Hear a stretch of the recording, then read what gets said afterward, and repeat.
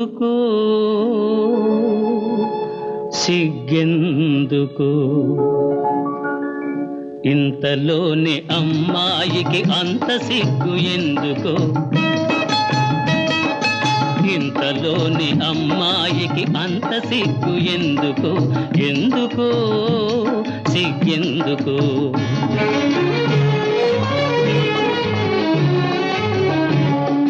పంతాలే తీరెనని తెలిసినందుకే మనసులు కలిసినందుకే అందుకే సిగ్గందుకే